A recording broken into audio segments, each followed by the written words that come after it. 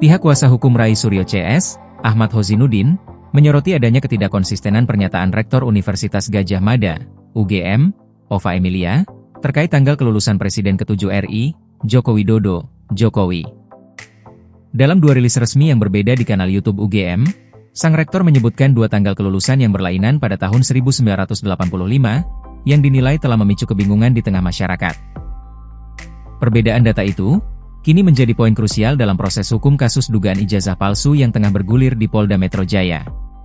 Dalam YouTube resmi UGM berjudul, Pernyataan Rektor UGM terkait ijazah Joko Widodo, yang tayang pada 22 Agustus 2025, Ova Emilia menyebut Jokowi lulus pada 5 November 1985. Namun, pada video lain di YouTube UGM berjudul, Penegasan Rektor UGM tentang ijazah Joko Widodo, yang tayang pada 28 November 2025, Ova Emilia menyampaikan Jokowi lulus pada 23 Oktober 1985, bukan 5 November 1985. Perbedaan pernyataan dari Ova Emilia soal tanggal kelulusan Jokowi tersebut kemudian menjadi sorotan publik.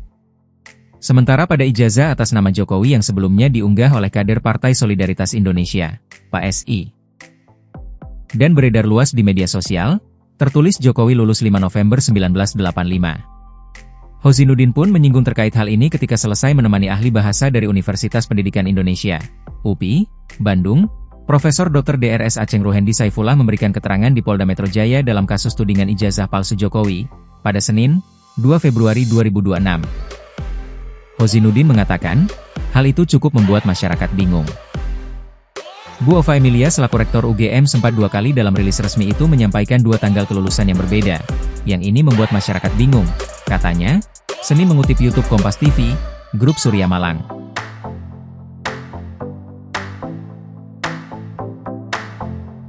Rilis yang pertama adalah 5 November, rilis yang kedua adalah 23 Oktober, walaupun sama-sama tahun 85, sambungnya. Hozinuddin lantas menegaskan terkait tanggal kelulusan Jokowi ini penting menjadi perhatian sebab menurutnya tidak boleh ada kekeliruan sedikit pun. Jangan sampai ada kekeliruan itu dilegitimasi oleh penyidikan yang menyebabkan anak bangsa yang merdeka menjadi tercederai, terampas kemudian masuk penjara. Di sisi lain, Profesor Aceng Ruhendi Saifullah memberikan penjelasan setelah selesai menjalani pemeriksaan ahli linguistik forensik. Profesor Aceng menjadi saksi ahli meringankan yang diajukan Rai Suryo dan Rismon Sianipar dalam kasus tudingan ijazah palsu Jokowi. Menurut Aceng dari analisis linguistik ada 4 kelompok yakni mempertanyakan, integratif, memperkirakan, menilai, mengevaluasi, dan meragukan. Dari data-data tersebut, Aceh menyebut, penuturan Rai Suryo CS yang meragukan ijazah mestinya tidak berdampak pada hukum. Jadi semua kategori itu dalam analisis linguistik forensik itu tidak berdampak hukum, ucapnya. Kategori mempertanyakan itu hanya tinggal dijawab.